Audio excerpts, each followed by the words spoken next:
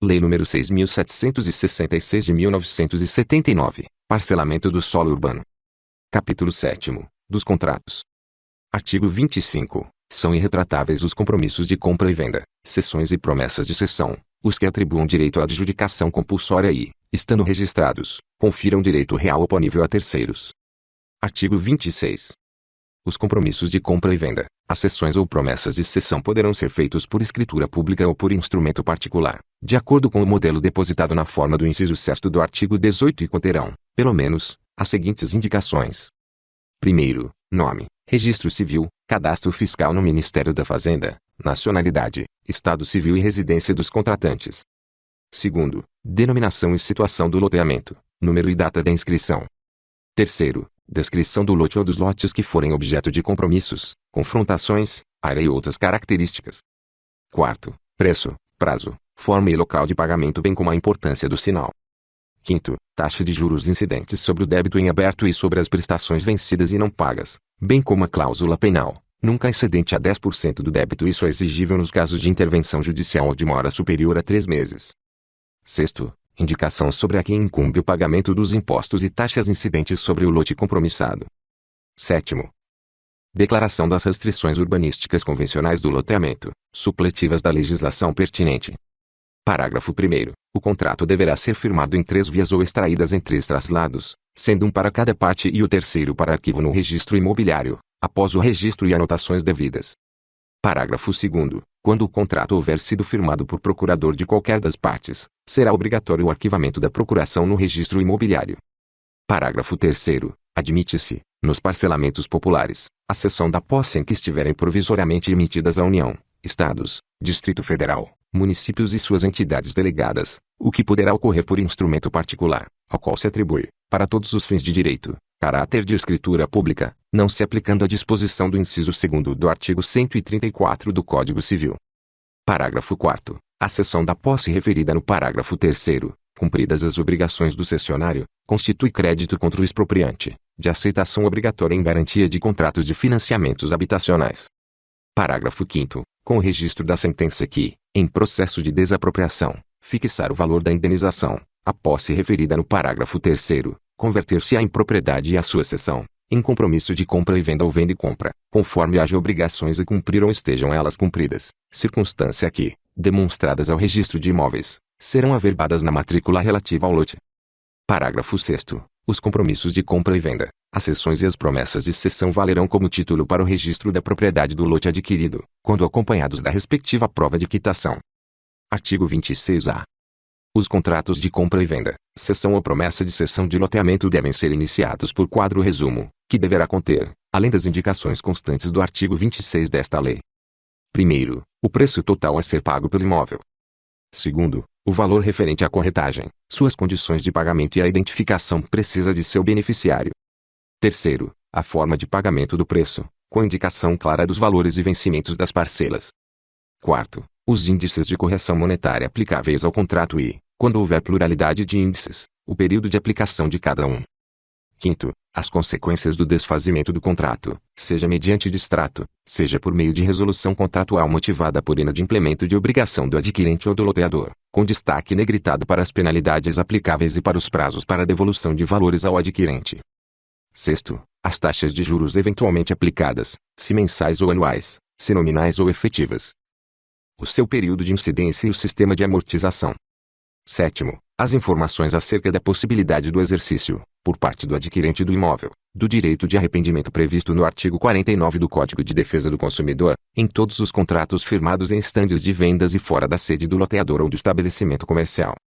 Oitavo, o prazo para a quitação das obrigações pelo adquirente após a obtenção do termo de vistoria de obras. Nono, informações acerca dos ônus que recaiam sobre o imóvel. 10. O número do registro do loteamento ou do desmembramento, a matrícula do imóvel e a identificação do cartório de registro de imóveis competente. 11. O termo final para a execução do projeto referido no parágrafo 1º do artigo 12 desta lei e a data do protocolo do pedido de emissão do termo de vistoria de obras. Parágrafo 1º. Identificada a ausência de quaisquer das informações previstas no caput deste artigo, será concedido prazo de 30 dias para aditamento do contrato e saneamento da omissão, fim do qual, essa omissão, se não sanada, caracterizará a justa causa para rescisão contratual por parte do adquirente. Parágrafo 2º. A efetivação das consequências do desfazimento do contrato, mencionadas no inciso 5º do caput deste artigo, dependerá de anuência prévia e específica do adquirente a seu respeito, mediante assinatura junto a essas cláusulas, que deverão ser redigidas conforme o disposto no parágrafo 4º do artigo 54 do Código de Defesa do Consumidor. Artigo 27. Se aquele que se obrigou a concluir contrato de promessa de venda ou de cessão não cumprir a obrigação, o credor poderá notificar o devedor para o outorgar do contrato ou oferecimento de impugnação no prazo de 15 dias, sob pena de proceder-se ao registro de pré-contrato, passando as relações entre as partes a serem regidas pelo contrato padrão. Parágrafo 1º. Para fins deste artigo, terão o mesmo valor de pré-contrato a promessa de cessão, a proposta de compra, a reserva de lote ou qualquer outro instrumento, do qual conste a manifestação da vontade das partes, a indicação do lote, o preço e modo de pagamento, e a promessa de contratar. Parágrafo 2º. O registro de que trata este artigo não será procedido se a parte que o requereu não comprovar haver cumprido a sua prestação, nem a oferecer na forma devida, salvo se ainda não exigível. Parágrafo 3º. Havendo impugnação daquele que se comprometeu a concluir o contrato, observar-se-á o disposto nos artigos 639 e 640 do Código de Processo Civil. Artigo 28. Qualquer alteração ou cancelamento parcial do loteamento registrado dependerá de acordo entre o loteador e os adquirentes de lotes atingidos pela alteração, bem como da aprovação pela Prefeitura Municipal, ou do Distrito Federal quando for o caso, devendo ser depositada no Registro de Imóveis, em complemento ao projeto original com a devida averbação. Artigo 29. Aquele que adquirir a propriedade loteada mediante ato inter vivos, ou por sucessão causa mortis, sucederá ao transmitente em todos os seus direitos e obrigações, ficando obrigado a respeitar os compromissos de compra e venda ou as promessas de cessão, em todas as suas cláusulas, sendo nula qualquer disposição em contrário, ressalvado o direito do herdeiro ou legatário de renunciar à herança ou ao legado. Artigo 30. A sentença declaratória de falência ou de insolvência de qualquer das partes não rescindirá os contratos de compromisso de compra e venda ou de promessa de cessão que tenham por objeto a área loteada ou lotes da mesma. Se a falência ou insolvência for do proprietário da área loteada ou do titular de direito sobre ela, incumbirá ao síndico ou ao administrador dar cumprimento aos referidos contratos. Se do adquirente do lote, seus direitos serão levados à praça. Artigo 31. O contrato particular pode ser transferido por simples trespasse, lançado no verso das vias em poder das partes, ou por instrumento em separado, declarando-se o número do registro do loteamento, o valor da cessão e a qualificação do cessionário, para o devido registro. Parágrafo 1º. A cessão independe da anuência do loteador mas, em relação a este, seus efeitos só se produzem depois de cientificado, por escrito, pelas partes ou quando registrada a cessão. Parágrafo 2º. Uma vez registrada a cessão, feita sem anuência do loteador, o oficial do registro dar-lhe-á a ciência, por escrito, dentro de 10 dias. Artigo 32. Vencida e não paga a prestação, o contrato será considerado rescindido 30 dias depois de constituído em mora o devedor. Parágrafo 1º. Para os fins deste artigo o devedor adquirente será intimado, a requerimento do credor, pelo oficial do registro de imóveis, a satisfazer as prestações vencidas e as que se vencerem até a data do pagamento, os juros convencionados e as custas de intimação. Parágrafo 2º. Purgada a mora, convalescerá o contrato. Parágrafo 3º. Com a certidão de não haver sido feito o pagamento em cartório, o vendedor requererá ao oficial do registro o cancelamento da averbação. Artigo 32-A. Em caso de resolução contratual por fato imputado ao adquirente, respeitado o disposto no parágrafo 2º deste artigo, deverão ser restituídos os valores pagos por ele, atualizados com base no índice contratualmente estabelecido para a correção monetária das parcelas do preço do imóvel, podendo ser descontados dos valores pagos os seguintes itens. Primeiro, os valores correspondentes à eventual fruição do imóvel, até o equivalente a 0,75% sobre o valor atualizado do contrato, cujo prazo será contado a partir da data da transmissão da posse do imóvel ao adquirente até sua restituição ao loteador. Segundo, o montante devido por cláusula penal e despesas administrativas, inclusive arras ou sinal, limitado a um desconto de 10% do valor atualizado do contrato. Terceiro, os encargos moratórios relativos às prestações pagas em atraso pelo adquirente.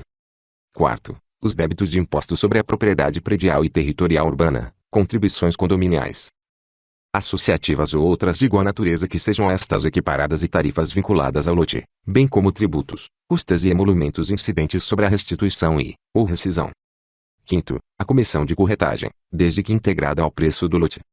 Parágrafo 1º. O pagamento da restituição ocorrerá em até 12 parcelas mensais, com início após o seguinte prazo de carência. Primeiro, em loteamentos com obras em andamento, no prazo máximo de 180 dias após o prazo previsto em contrato para a conclusão das obras. Segundo, em loteamentos com obras concluídas, no prazo máximo de 12 meses após a formalização da rescisão contratual. Parágrafo 2º. Somente será efetuado o registro do contrato de nova venda se for comprovado o início da restituição do valor pago pelo vendedor ao titular do registro cancelado na forma e condições pactuadas no distrato, dispensada essa comprovação nos casos em que o adquirente não for localizado ou não tiver se manifestado, nos termos do artigo 32 desta lei. Parágrafo 3º. O procedimento previsto neste artigo não se aplica aos contratos e escrituras de compra e venda de lotes sob a modalidade de alienação fiduciária nos termos da Lei N. Graus 9.514, de 20 de novembro de 1997. Artigo 33. Se o credor das prestações se recusar recebê-las ou furtar-se ao seu recebimento, será constituído em mora mediante notificação do oficial do registro de imóveis para vir receber as importâncias depositadas pelo devedor no próprio registro de imóveis. Decorridos 15 dias após o recebimento da intimação, considerar-se-á efetuado o pagamento, a menos que o credor impugne o depósito e, alegando inadimplemento do devedor, requer a intimação deste para os fins do disposto no artigo 32 desta lei. Artigo 34. Em qualquer caso de rescisão por inadimplemento do adquirente, as benfeitorias necessárias ou úteis por ele levadas a efeito no imóvel deverão ser indenizadas, sendo de nenhum efeito qualquer disposição contratual em contrário. Parágrafo 1º. Não serão indenizadas as benfeitorias feitas em desconformidade com o contrato ou com a lei.